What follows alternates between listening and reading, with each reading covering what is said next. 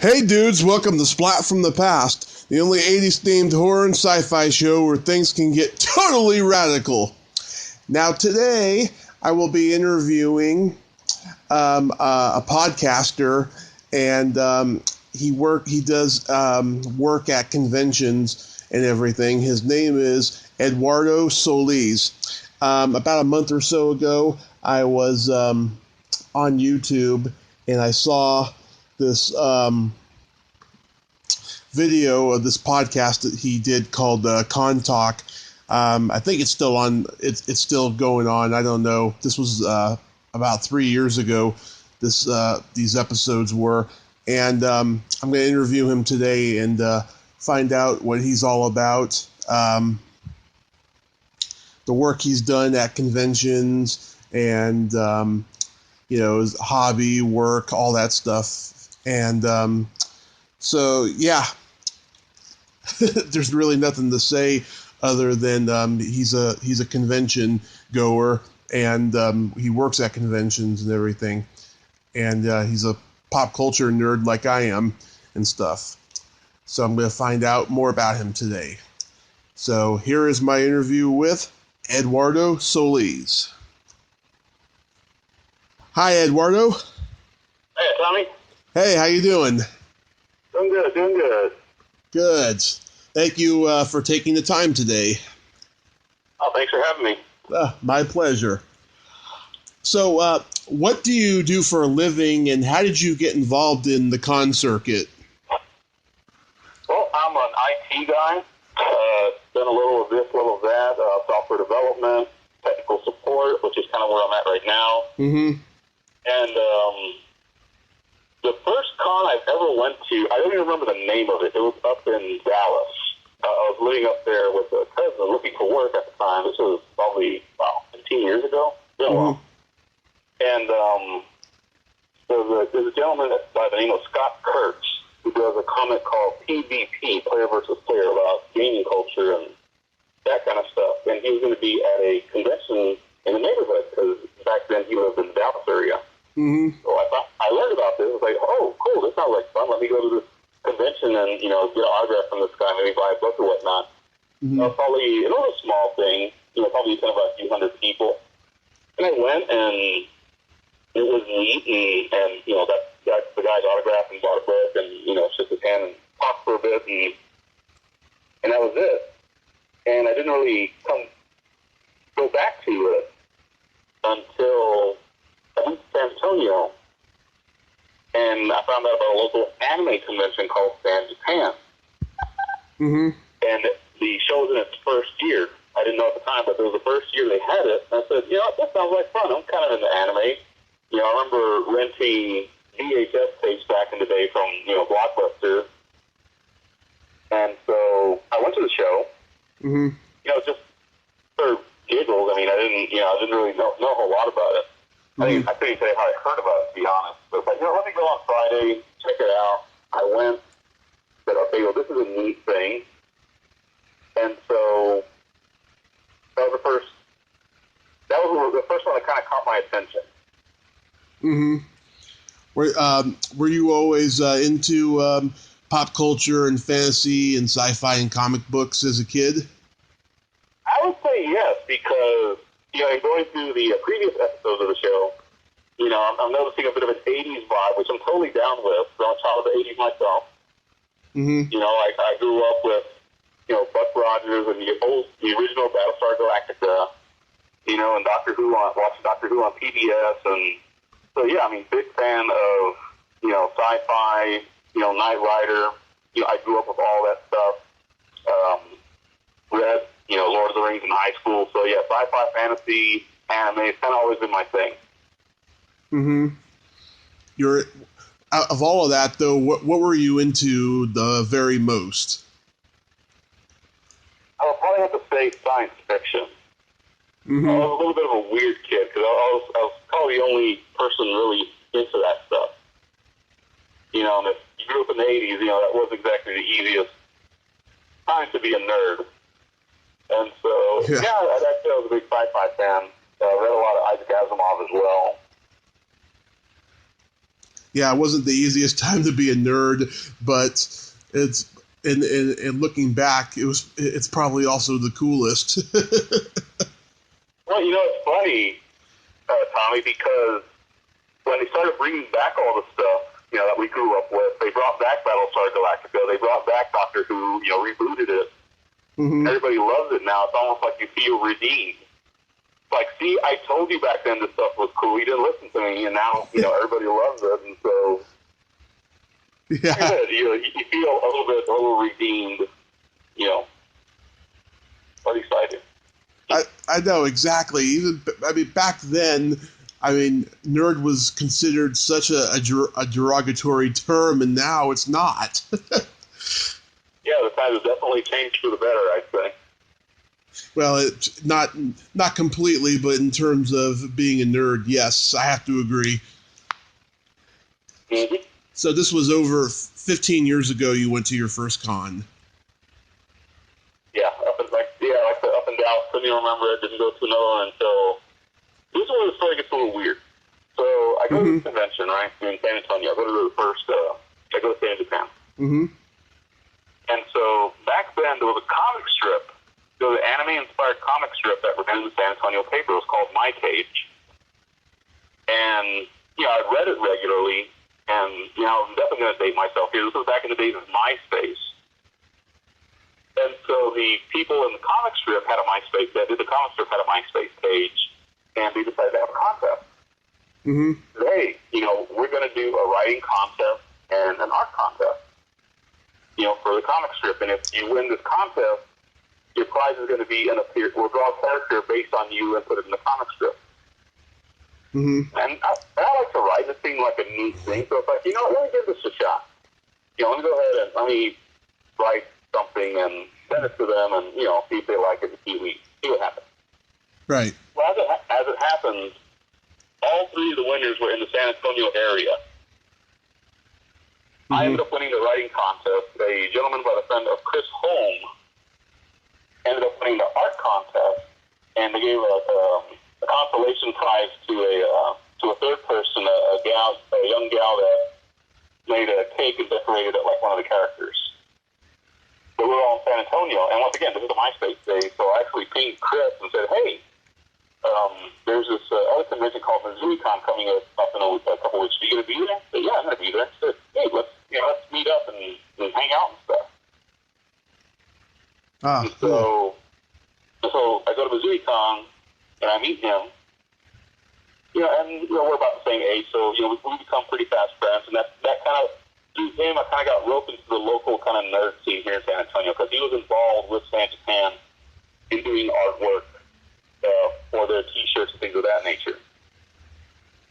So that kind of sucked me a little bit through him, and going to San Japan repeatedly, that kind of roped me into kind of the behind the scenes, the people that actually make these things happen. Mm-hmm.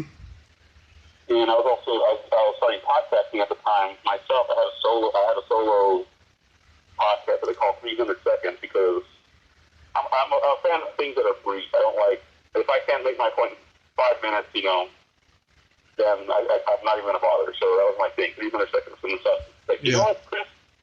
Let's do something. I want to try something different. Let's get me and you on the show, on the podcast, and we can just talk about the convention and how it went. Yeah, dude, sounds like a good idea. Mm-hmm. So we did it, and it was fun. And where it gets interesting is eventually some of the people that are involved with the convention get in touch with us and say, hey, we like what you're doing here. We like this feedback. Because we were being critical in the true sense of the word. We were trying to find the good stuff and the bad stuff. But not necessarily just, hammering on one over the other. It's like, here's what you're doing wrong, here's what you're doing right. We're taking it semi-seriously. I mean, it's, anime and comics and stuff, how serious can it be, right? And so that's where Contalk kind of evolved from that. Wow. You ever go to the horror cons? No, the closest I've been was a paranormal convention. Unfortunately, it was a one-shot deal that happened here in San Antonio a few years ago. Mm-hmm. I hear good things about them. I have another friend of mine, a gentleman who goes by the name of T-Shirt Joe, and has a T-shirt shop in Corpus Christi and Garland, I believe. He does a lot of horror cons, and I mean, he just, he gushes on and on about it. They're great. Horror isn't really my thing, but it's something I wouldn't mind doing. We tried to do a horror con in San Antonio last year. Mm-hmm. It didn't go well. Rockula, that's what it was. They tried to do Rockula, and unfortunately I didn't make it because another event was happening at the same time, or I was busy that weekend, I forget. Mm-hmm. It didn't go well. I don't think they're doing a year two, which is a little sad because San Antonio at least is a bit of an underserved market for that sort of thing. Yeah. But yeah, I mean, I'll hear Joe say wonderful things about Texas Frightmare Weekend. Yeah. And horror shows, and yeah, I mean, I'd love to go to one, just check it out, even though it's not really my thing. Yeah, just to see how they do things, and I'm sure, being into pop culture and television and old movies and all that kind of stuff, I'm sure there'll be something there for me too. Yeah, the horror cons are my specialty. That's what I enjoy the most. I've been going to cons for 2 years now. When I was growing up, there wasn't a whole lot of cons, especially in the Bay Area where I was growing up, and we had Fangoria's horror convention. They would come to San Jose every year and stuff, and my parents were not into horror like I was and stuff, so I never got to go. But 2 years ago, I started going to cons. Quite by accident, and it was the best accident ever, because ironically I had a car accident in 2015 that changed my whole perspective on life, and made me want to pursue show business seriously after dabbling in it for a long time. And I do stand-up comedy, I do acting, all that stuff, and started going to the conventions and just having a great time with them. And I just love, it's just like every time I'm at a convention, it's the only place where I truly feel like I belong. And I just love going to them. They're so much fun. And I love the horror cons the most. Comic cons can be good. I prefer going to the ones that like take place in one day and they're at like a school or a recreation park or fairgrounds or something, because those international ones that take place in like an arena or a convention center or something, those ones, you spend so much time in line that it's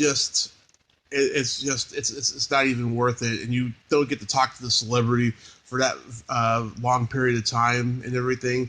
So that's why I prefer the horror cons the most. Yeah, there's definitely a difference. Well, quick question: have you been to any of the, since you're in California, have you been to any of the big ones? The which one? Like really large, crazy big ones like San Diego. Everybody knows about San Diego Comic-Con, and I have not gone to San Diego Comic-Con yet, but I really want to. Oh, okay. Yeah. Because there's really, I'm not a big fan of Comic-Cons either. Mm-hmm. Somebody, I forget where I read this or saw this, probably online somewhere, but somebody said that you pay to go to a Comic-Con, and the only thing to do there is spend more money. Right. And celebrity worship has never really been my thing. I mean, I kind of get it, but at the same time, it would be cool to have, get autograph or, from, some of these celebrities, but as you mentioned, the lines and then the money, it's interesting because our biggest Comic-Con in San Antonio, Alamo City Comic-Con, recently announced that Arnold Schwarzenegger. Yeah, I heard about that. I heard. Yeah, I was shocked about that. I was like, oh my God, Arnold's doing cons now. And I also saw Rick Moranis was there too. Did you see how much they're charging? No, I didn't. How much? Holy cats, yeah, this is insane. Now, I don't know how we got to this number, but given that it's the first time either gentleman has appeared at a con, I can totally understand it. You have, in order to, the way it usually works is, you buy your ticket to get into the show, and then you buy a photograph. Right. Pass. Well, they're not doing it. It's not going to work that way for Arnold or for Rick Moranis. You have to explicitly buy a VIP package. Oh yeah. And they're not selling any individual, photo ops. If I remember correctly, Arnold's was 1,100. What? Oh my God, that is disgusting. That is disgusting. I believe I'm looking it up right now as I click around, and I believe Rick Moranis is going to be 800. Let me double check that. That is it's insane. Everybody your reaction was pretty much the cities. That is beyond insane. Oh my God. Oh my God. That is just pure arrogance and ego right there. Yeah, suddenly, $80 for William Shatner doesn't sound that bad. Yeah. Wow. Oh, and this was another good one was Jeff Goldblum will also be there. Oh yeah, I like Jeff Goldblum. Okay, here we go. I got the numbers. $1,250 for Arnold Schwarzenegger, which they're calling the Judgment Day VIP package. $800 for the Dark Helmet VIP package, which is Rick Moranis, which is already sold out apparently. Oh my God. But they still have tickets available for Arnold. Yeah, I was thinking, man, the only people who's going to be in that line are going to be the San Antonio Spurs. Yeah. Oh my God, that's crazy. Yeah, something else, because, it was funny because it's like, hey, he's coming to San Antonio, and everybody gets excited, and then they drop the price, and everybody's jaw just drops to the floor. My God. Have you ever volunteered at a convention? Yeah, I've not volunteered at one of the big ones. I volunteered at San Japan in registration one year. And it sounds crazy, but even though I always joke that if you're going to go to one of these things, you're either going to have fun or you're going to work. Right. And even though I was technically, big finger quotes, working, it was a lot of fun. I don't know, just the vibe. And it's also kind of cool because, you see cosplayers all the time at these things, and, I probably saw just about everybody as they were standing in line or handing out badges or whatnot. So, yeah, I've did that. I actually assisted, me and some other guys locally we had a little artist and writer group called First Store Manga. We actually did our own little convention thing that we called Mizazu that happened twice before the band broke up. Yeah, volunteered. I've helped out with convention alley tables. A friend of mine had a video game website, so we had a table there, and we're handing out business cards and hey, check out our website. We even did video game Jeopardy a few years, which was a lot of fun. I've done that. I was in San Japan house band, the Lollyholics for 2 years, which was fun. So yeah, I've done quite a bit at these things. Yeah, somebody. I'm sorry, go ahead. Oh, somebody told me that I should volunteer at a convention or two because it's a good way to get into the industry. Because I've been going as a fan or as press the last couple of years, and that nothing has really come out of it other than I've networked with a lot of celebrities and I've interviewed them on the show here and stuff like that, but nothing on the career front has happened. And out here in California, they pay a lot of volunteers, and had I known this in 2014 when I was homeless for a little bit and was out of work for a while and stuff, that could have come in handy because, conventions, almost every weekend, especially, in the Bay Area and stuff. Yeah, so I'm definitely going to do that next year. Go ahead. Yeah, that is some very good advice because, especially given that you're in California and, they're happening all the time. And once again, and this is throwing me a little bit because, I'm guessing because of the labor laws or whatnot, so maybe they just have more money in Cali, but they actually pay their volunteers.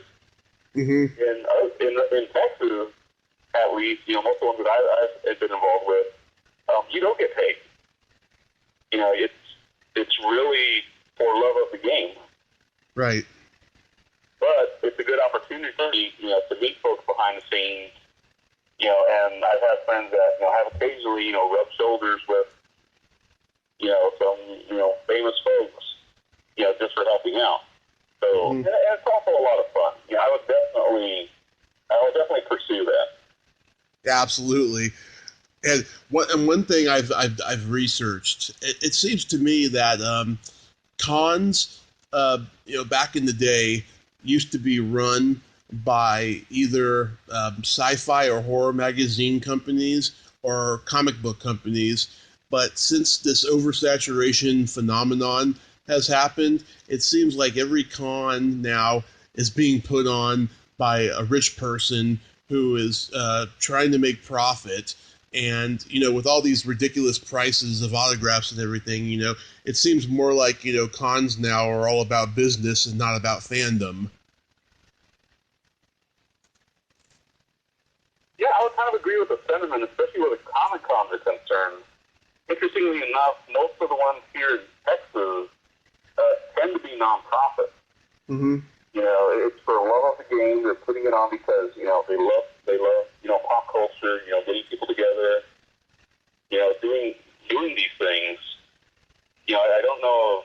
I'm sure there's a couple that run as businesses, but for the most part, especially when you get to the more niche things like steampunk or what is the other one?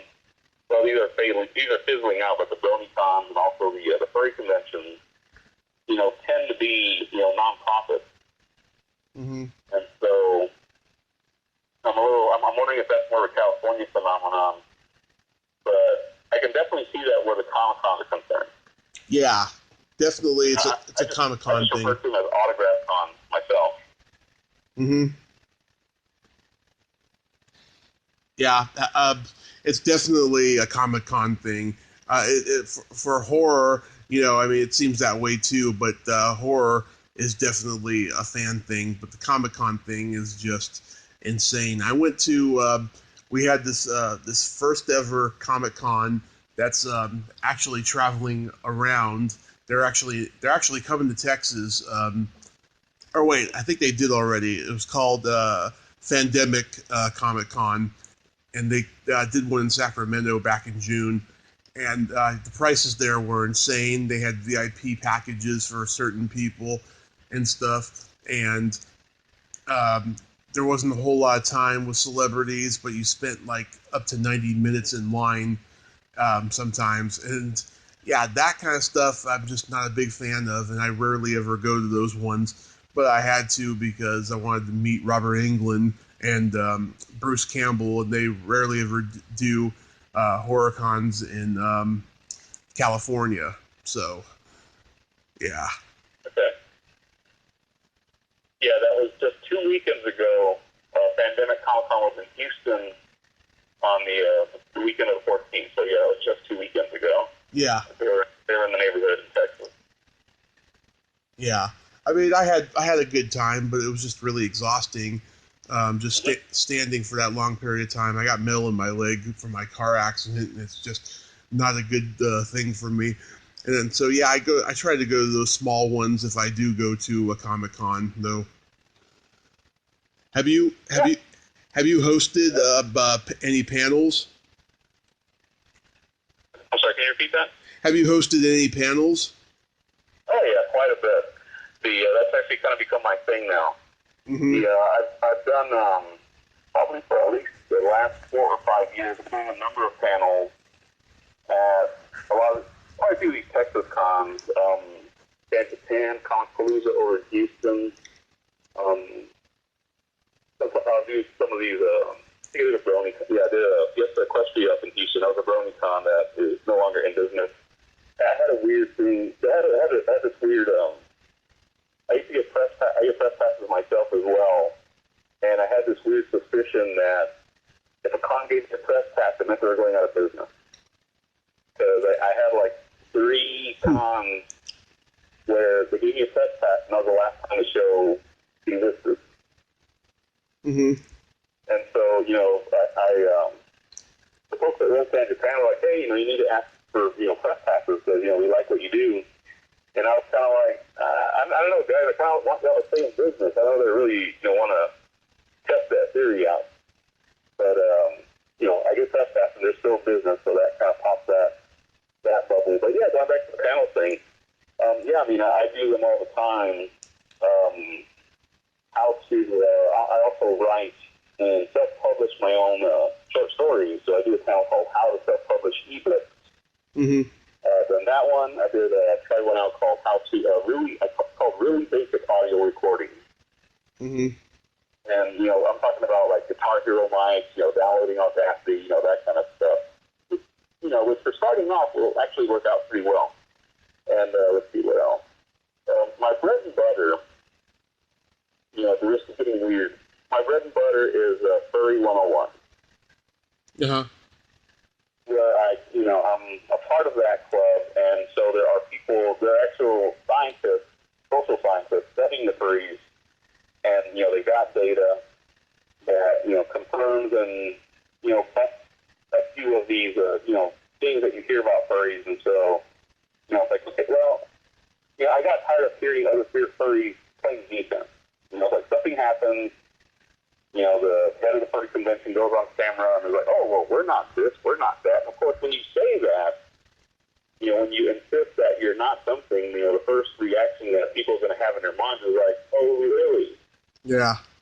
And so I kind of got in my head, it's like, we need to stop playing defense, we need to start playing offense. Don't tell people what it isn't. Tell people what it is and let them make up their own mind. Because the reality is a lot more boring than, what folks have been led to believe on television.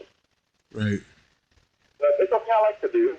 I also have a bit of an interest in teaching, so, standing in front of a room full of people and, teaching this stuff is totally something that I enjoy doing. And if it's nerd stuff, so much the better. Yeah. About a year ago, I had this bad experience. It started out as a good experience, meeting a few people at a convention. I was there the whole weekend in L.A., and then, I ran into them again, just, out from the table and stuff, and the experience was not as good and everything. And I thought to myself, I need to get behind the scenes at these conventions and stuff so these people will know that I'm serious about getting into this industry, right? And this is before I knew about the volunteering. I thought the people who were working there were affiliated with, were already working at the convention center or what have you. And I thought to myself, you know what? I would love to host panels, right? But I don't want to host. I don't want to host the fan panels. I want to host, the movie panels of the celebrities and stuff, right? Well, they hire celebrities to do that. It took me a little under a year to find that out, and I was pretty disappointed. And then with the press badges, I applied to a couple cons and got rejected at the end of last year. But then this year, I've gotten press badges to 3 cons and 1 film festival, which was the first one I did, and I was pretty excited, and my mother was proud of me for that. And I like going to the cons with press badges because I get in for free. But the only thing I don't like, just because you have a press badge doesn't mean you're actually going to get interviews with the celebrities. And I did not know that. And thank God I found out about the volunteering, because if I hadn't, I would probably just just going as a fan and just, hoping that luck is with me to get into the industry if I hadn't known about that, Mm-hmm. Yeah, it's not easy. But, I would definitely say, volunteer and, keep up with the, the podcast and the press thing. Mm-hmm. Get some attention. Absolutely. Yeah, looks like you're working on your way there. Yeah, I'm trying, It's been 2 years, like I said, and I've accomplished a lot, and, I just keep going. That's how I've always been. But I was curious, though, have you seen a lot of drama and politics behind the scenes? Yeah. Yeah, I'm afraid so. And I think a lot of it stems from I'm trying to not name names, so bear with me. But I know a lot of these people personally. Mm-hmm. Yeah. I think a lot of it stems from the because usually you have a head guy at these things. Yeah. There's the money man or the person that had the inspiration to say, hey, let's put the thing together. Mm-hmm. And so, everybody's a volunteer. Nobody's getting paid for this. This is all, for the love of the game. Yeah. And so, if you make people really mad, then, they have every reason to, not volunteer, be a part of your show anymore. Yeah. So I get it. But I get that there's a certain, you got to be nice to people, but at the same time, if you're going to be the boss, you need to be the boss. Right. It's cool to get input from everybody and to vote on things, but, the boss has to occasionally, and be nice about it, put their foot down and say, guys, I get it, that I'm the boss and this is how it's going to be. Right. And when that doesn't happen, when, we keep trying to do things by committee and keep trying to make everybody happy, which is impossible, then people tend to get upset and people tend to leave, or, start telling friends, hey, this con is a dump, don't go there, and things of that nature. And as you alluded to earlier, I think there is a bit of a bubble that's starting to see a little bit of a slowdown in the scene. Wizards, in particular, the big convention, right. one of the convention companies, they've been scaling back a lot. Oh, they're cutting back on booking celebrities? Well, on conventions, period. Oh. They had this big explosive growth about 2 or 3 years ago, and then they kind of oversaturated the market. Yeah, Wizard World was essentially like the Walmart of the convention scene. Yeah, I'm familiar with them. I haven't been to any of their cons, but I am familiar with them. I've been to Wizard World Austin once or twice. It was all right. Autograph Con. Mm-hmm. And so I think they gave San Antonio a spin 1 year, and I don't know. It was just really bad time. I don't know why it didn't work out. I think Shatner was there even. Yeah. But it was just one and done. They had the 1 year, and they said, well, I guess not enough people showed up or whatnot, and that was it. Mm-hmm. But yeah, it's especially when you're talking about these smaller shows and everybody's a volunteer. That's kind of where you get your drama and personalities clashing, but at the same time, a lot of it is leaders got to lead, and so the good conventions that I've experienced and that I've know people that are involved in them, they tend to have pretty strong leaders that are not afraid to say, okay, guys, this is how it's going to be. If you don't like it, I'm sorry, but I'm the boss. Mm-hmm. Let's get past this and get to work. Yeah. Have you had bad experiences meeting celebrities at cons?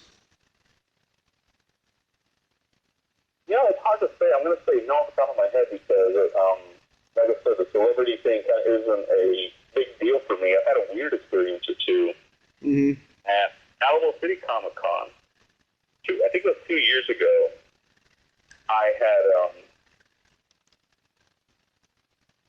was with a friend. I have quite a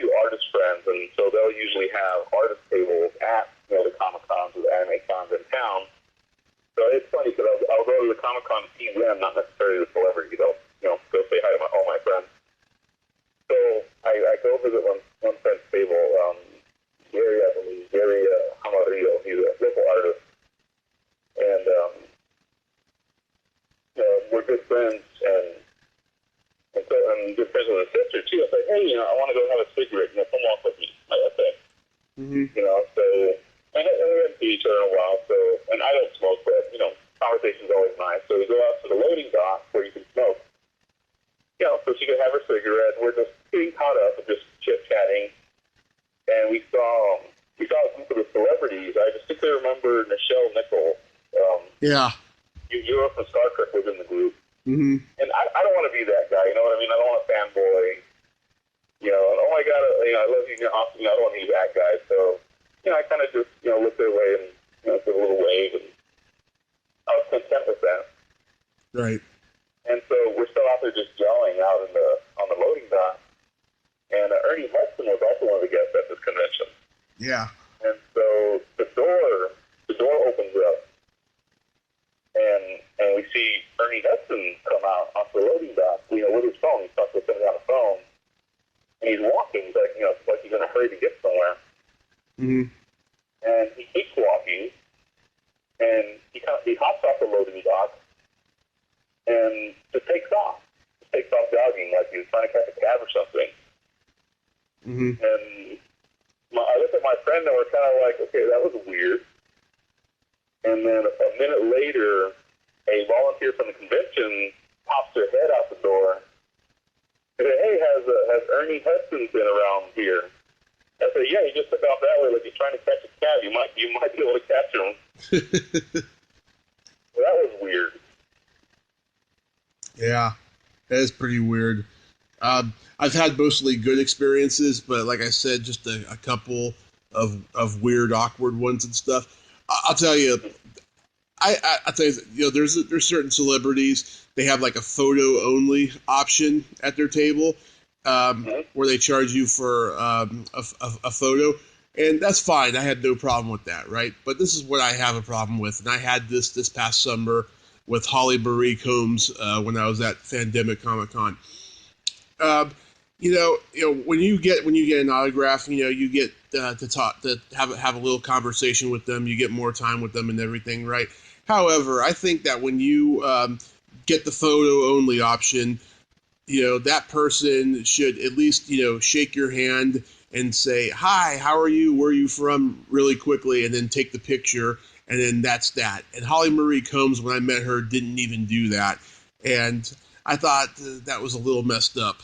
And I don't know. I just have a problem with that, but that's just me. That's unfortunate. Yeah, it's a weird thing, but I've had mostly good experiences, like I said, and just a couple weird, awkward ones. Do you think though that the oversaturation of these cons that we are seeing is a fad, or do you think it's just going to keep going? Yeah, it's hard to say. I think it's going to follow the success or failure. This is just, I don't have any evidence. This is just me off the top of my head. Yeah. It's going to follow the fate of the movie. Because that's how it blew up the whole thing, Mm-hmm. Marvel started, the whole Marvel, cinematic universe thing started happening, and all these TV shows started happening, and that's where, San Diego Comic-Con, it started to become more about the TV and the movies and less about the actual comics. Right. And that kind of spread, that kind of got the ball rolling, and then that's where, everybody and their cat has to, put a Comic-Con together now and try to make the money. Right. It's insane here in Texas because,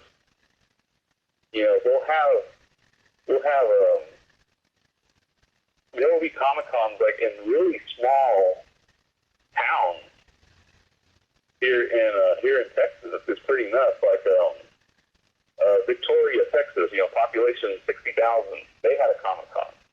Laredo, El Paso, I think Del Rio even. just little, smaller cities, having their own Comic Con.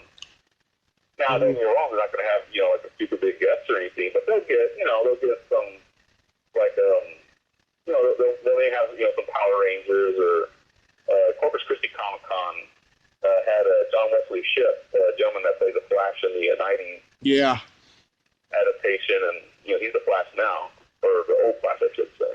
Mm-hmm.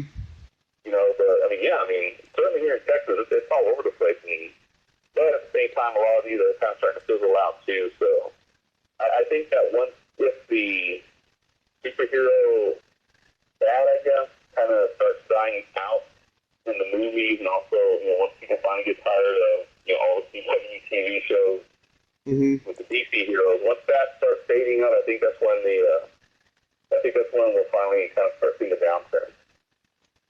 Well, I hope it goes for a little while longer, because I'm loving it. I'm just loving it. I've always been a movie nerd and stuff, and a TV nerd and all that. I'm just loving what I'm seeing. Do you ever go to film festivals? Yeah, I can't say that I'm not a big film buff. I can't say I've had pleasure. Mm-hmm. They're a lot of fun. I'm definitely going to try to do those a lot more next year. There are a great deal of them here in California. It's just not. I'm a guy who doesn't drive, so hard for me to get to and stuff. But I'm definitely going to volunteer at them more next year. The one that I did this year was a lot of fun, and I had no idea that film festivals were actual in movie theaters. I'm just thinking it's an outdoor festival. Watching movies outdoors, and then in some places they do have that, which I found out I didn't really know and stuff, but they're a lot of fun, I have to say. Now, yeah, like I said, I'm not a big film buff, so it's just never occurred to me to go. I mean, that may be something I need to check out as well. I know, of course, being in Texas is a little bit harder. Well, I don't know. I'd imagine probably Austin. Because there's a cool kid as opposed to geeks here in San Antonio. I'm pretty sure they've got a couple. Yeah, there's an actress that I'm friends with that was in Friday the 13th Part 5 named Deborah Voorhees, and she does a film festival out in Texas. She told me. Oh, cool. Yeah. Oh, cool. So you mentioned earlier about when you did your solo podcast, but how did Con Talk come up? Well, it's funny because part of it was, hey, this is fun, let's keep doing it, but at the same time, I had practical considerations because it's a lot longer show than my usual, 300 seconds thing. Mm-hmm. And so it's like, well, I'm going to quickly run out of hosting space, because, these guys go an hour plus, as opposed to, just 5 minutes a shot. Mm-hmm. So I'm like, you know what, let me make a new show, I'll call it Con Talk, and I'll put it on YouTube because I have to pay for hosting on YouTube. And, let's just get some mics and, because me and my friends, we're going to go to these things anyway. Right. Let's talk about them and, what we like, what we don't like, what we think they're doing right and wrong, and, let's have a little fun. And,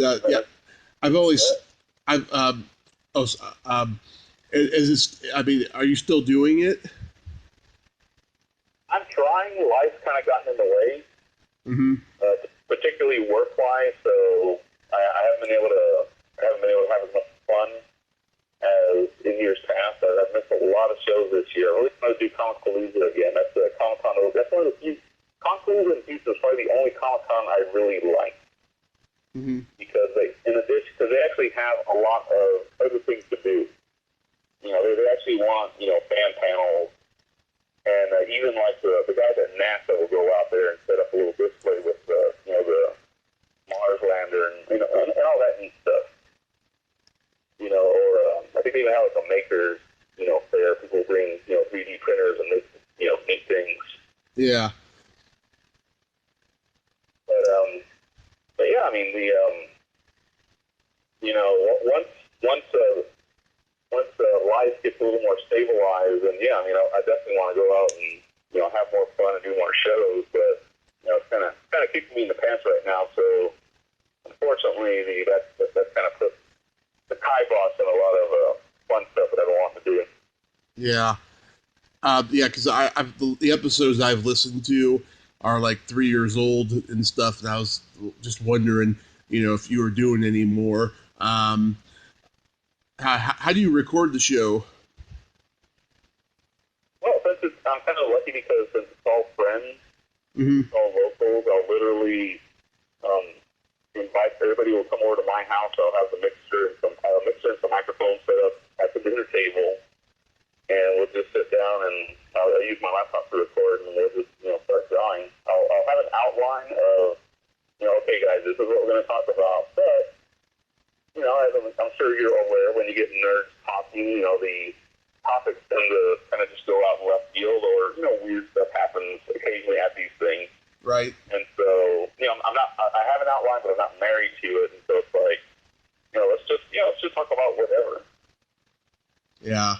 You guys make some valid points though about behind the scenes. I mean, you did that you did that one episode where you're talking about how to start a con and stuff.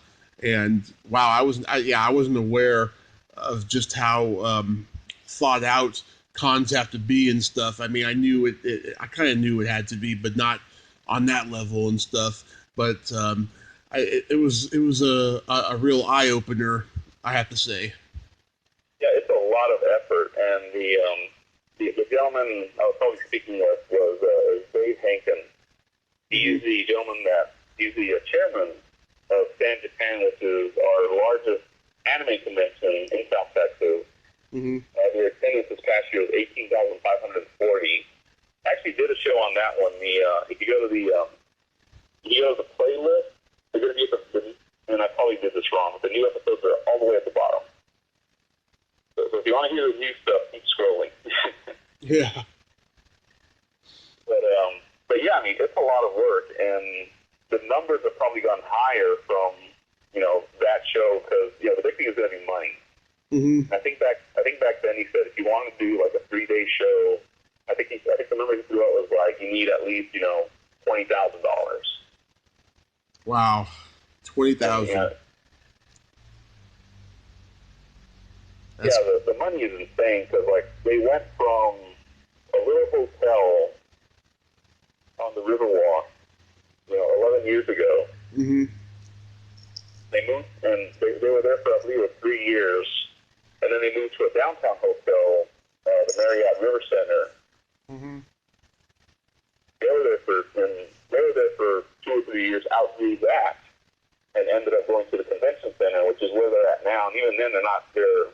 They eventually anticipate over the next probably 7-8 years, they anticipate filling up the convention center eventually. Mm-hmm. You know, so. But I mean, it's one of those things that are real big on, you know, a good show like that one, you know, they're going to be real big on feedback. They're going to want to know, you know, hey, you know, what are we doing right? What are we doing wrong? And actually they will actually do a feedback panel, mm-hmm. where the guys in charge of the show will, you know, sit, you know, in front of a bunch of attendees and say, okay, guys, you know, how'd the show go? You know, what do we do right? What do we do wrong? You know, what do you like us to fix? Mm-hmm.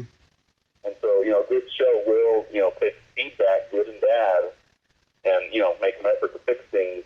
And also, and this kind of goes back to the guests, is, you know, try to not put on the same show every year.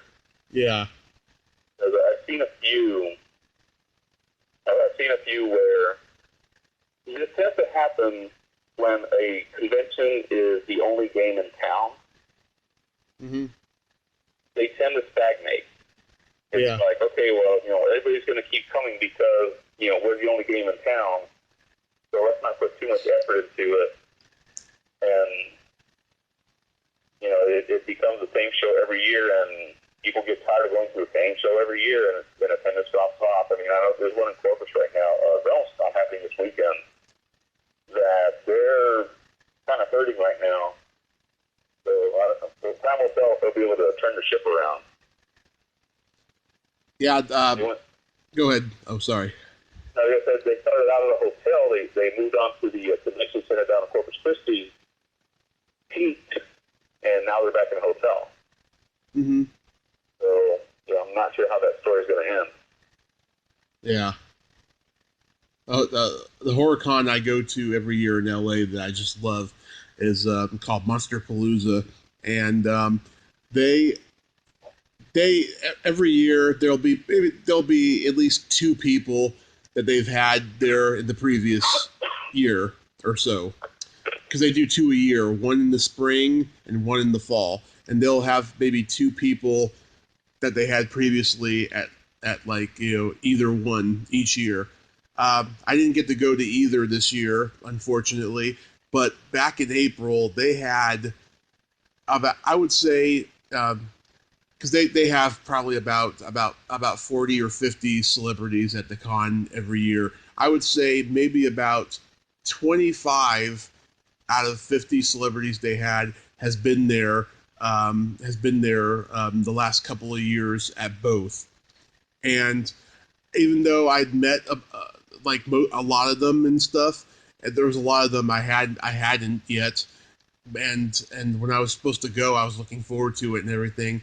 But I can kind of see where people would be like, yeah, they don't want to go to the same show, and plus they also last year they were doing this panel for the 50th anniversary of Planet of the Apes for this documentary coming out, and they did an encore one of it this year because this is the actual official year for 50 years of Planet of the Apes, and I'm sure a lot of people left that con going, it's the same show. Why the hell did they do that? Mm-hmm. So yeah, I get what you're saying about shows being repeated.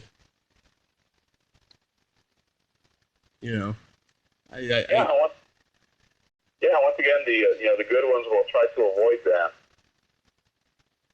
Mm-hmm. And try to bring in, because that's the thing. I mean, San Japan originally started as primarily an anime convention. Time goes on and, tastes change, and there's still a lot of anime there, but it's like, okay, well, let's bring in some different kinds of guests. Let's bring in some YouTube guys. Because that's what the younger people like. And anime fandom in particular tends to plant really young. Mm-hmm. Let's bring in some, musicians. Like, I think this year they had, like, a big concert where it was like, I'm not sure how to describe this because, I'm older, I guess. Mm-hmm. But these people do, they do music videos or music perform on YouTube or whatever, and so they actually did a concert with a couple of them. Mm-hmm. Which sounds weird to me, but, apparently, it was a big hit, and the kiddos like this, so, more power to them. Yeah. Are there any cons that you're going to be attending coming up? Well, this is kind of the downtime in this part of the country, at least, for conventions. And once again, life is kind of kicking me in the pants for that. Because I have my current job, I work weekends, and I like money, so. Yeah. Now, the next one coming up for me is going to be Furry Invasion, which is one of our local furry conventions, which is happening the weekend after next on October 9th, I believe. But even then, oh, my bad. October 5th through the 7th. And I'm only going to be able to make it on Saturday. And even then, that's after I get out of work in the afternoon. Mm-hmm. So, I may not even do a show on that one because, I'm not going to be there for the whole thing. So it doesn't feel right commenting on it when I'm only there for, a few hours. Right. But, that's life. Yep. It sure is. I'm going to this horror con that they have twice a year that I go to called Sinister Creature Con in Sacramento. It's a lot of fun. I'm going in 2 weeks, and it seems like only yesterday I was at the one back in June. It's like it went by really, really fast. And since it's fall now, I'm glad because, it is hot in Sacramento in the summertime, especially in June. I mean, it was really, really hot there. And I'm glad it's going to be fall. I just hope it's not going to rain, because the first time I went 2 years ago, it rained in Sacramento. So that's my next convention, and I'm pretty excited about it. There's going to be everybody there. Cool. Yeah. Well, Eduardo, I thank you so much, man. It sounds like you have a real passion for the cons, and hopefully our paths will cross someday. Yeah, that would be definitely awesome, and I'm looking forward to checking out more episodes of this podcast. Like I said, child of the 80s, so, definitely a lot of those names kind of, I wonder what those folks are doing these days, sort of thing. Yeah, I've been very lucky with the people I've gotten. There's a lot of people that I would love to interview that I haven't got, but the ones that I do have, I'm very lucky with and stuff. And certain episodes are better than others. Some have really bad audio, and some have really good audio. It depends on who I talk to and how their phone is and how they sound over the phone and stuff with what I do with my iPhone and stuff. But I'm very lucky with what I got and all that stuff. Cool. Yes. Keep at it, man. I sure will. Well, you have yourself a great day. Oh, thanks for having me, Tommy. Yeah, good luck too. My pleasure. All right. Bye-bye. Bye-bye. Well, there you have it. Eduardo Soliz. Ain't he a cool dude? Thank you so much, Eduardo.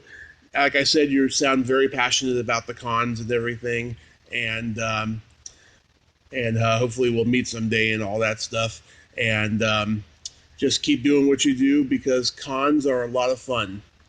If you like this video, everyone, please subscribe to my YouTube channel. Add me as a friend on Facebook. Join my Tommy Kovac comedian page on Facebook. Follow me on Twitter and Instagram and all that fun stuff. Well, that's all time we have this week on Splat from the Past. Until next time, this is Tommy Throwback Kovac saying, there's no shame in living in the past, because the present sucks.